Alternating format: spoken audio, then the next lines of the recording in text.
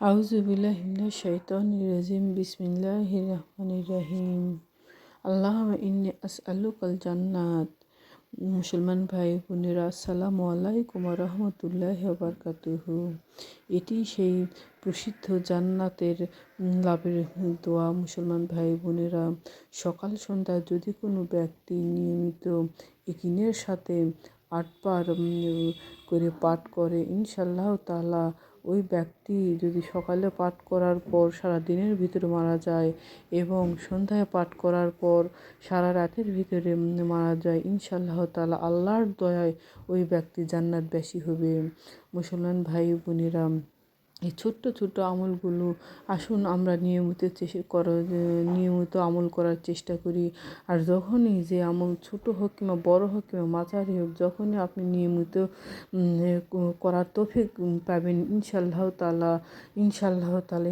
তাআলা মনে করবেন যে ওই আমলের প্রতি আল্লাহ সুবহানাহু ওয়া তাআলা আপনার প্রতি সন্তুষ্ট।